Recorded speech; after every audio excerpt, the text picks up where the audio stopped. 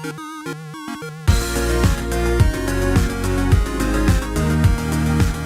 everyone, welcome back to another Anime Kingdom review. See by title below, yes, this is on episode 2 of Eromanga-Sensei, and this is a pretty damn enjoyable episode for the most part. There was one part that I didn't really care for. The whole first half of it and a little bit after that was completely awesome. I love Megumi's character. That is pretty much probably the reason why I love this episode so much, because literally she was funny, she was cute, she was a super tease, and the way she was manipulating both Sagiri and Masamune was just like, it was pure comedy gold. Like, I was cracking up throughout that whole part. Like, I could not believe the things that were being said throughout that part.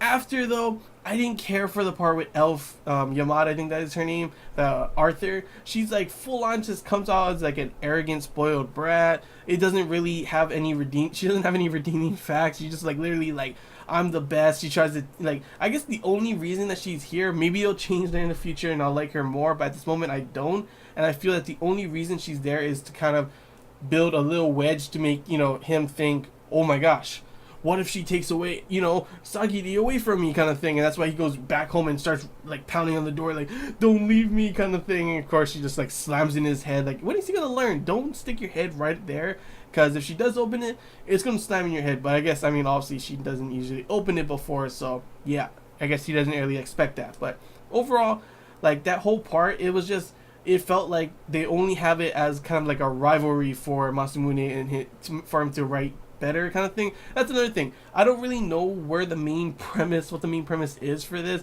It kind of feels like a slice of life still yet. There's still some romance in there, as we saw that Sagiri does have some type of feelings, as you know, when he said that there was only a brother-sister relationship that they had. She did look a little gloomy and sad, and she was really happy when he was complimenting her all those other times, because, you know, somehow Megumi is a genius, figures out on, you don't have to be a genius to figure it out, because she yelled in his ear. But after that, able to grab the phone, instantly remember the number, give it to him, dial it behind her back, and then right after that start asking all those questions. Like, literally, holy crap, Megumi. But yeah, like, I love her character for sure. I cannot wait to see more of her. But it seems like the story is just, it's gonna be like the distance between the brother and sister, some subtle romance kind of thing going on until maybe later on. And then you have this rivalry going on with him and Elf, and then of course Megumi coming along every once in a while as well. And I think there's more characters still yet too, so I don't know if it's always going to be at their home, if she's ever going to leave the home either, you know. But overall, this was still a pretty damn enjoyable episode. Did a good job at introducing two characters, I guess. I don't think it did a good job at introducing Elf, but that's just how her character is. So, I mean, I guess it actually, yeah, they did do a good job. They did a good job at introducing a character I don't like, I guess. But Megumi, literally flawless introduction for her. Literally the first thing that, like, she comes along acting all cute and everything. How come you don't, you know, how come you haven't fallen in love with me yet? I'm over here like, geez, so she's that kind of girl, huh? Thinks everyone just falls in love with her. And then we have this part. Are you kidding me? Masamune literally just goes, like, I'd be affected by that. I have a sister that's even cuter than you, and I do her damn laundry every time and see her pantsuit, touch her pantsuit and everything.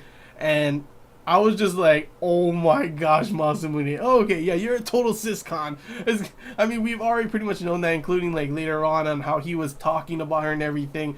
But like, holy crap, are you kidding me? Like, he would just say, like, at first that was like, he didn't say it, obviously, he thought it, but I thought, yeah, okay, you know, that's weird, I guess, but he just thought it. At least he didn't say it, right?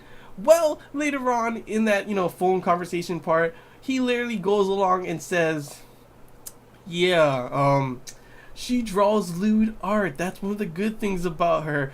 Why would you tell her classmate that? So she could tell the whole school? And he's like, yeah, and okay, like, all her art is like so like erotic. She's a perverted girl, pretty much stating that she's a perverted girl, and she's getting all mad. Like, literally, why the hell would you say that? And it was pretty funny because he said she draws good, you know, pantsuit, but of course it comes like, oh, nice pantsuit worn, because then she's, I guess, well, I mean, literally he does see it, but that's why it makes the ending part even more funny when she was like, Sagiri like, oh, I'm gonna do my clothes from now on, so don't wash them. And he just closes the door, and he's just like, what? Like, it's the end of the world. Like, his world was just destroyed at that moment. Like, literally, that was funny. The whole part where at the beginning where she's like, oh yeah, I like dick. Like, I like, like, all of a sudden start going about dick. Like, all girls love dick in my age. Even your sister does. And I'm over here like, what the hell is going on?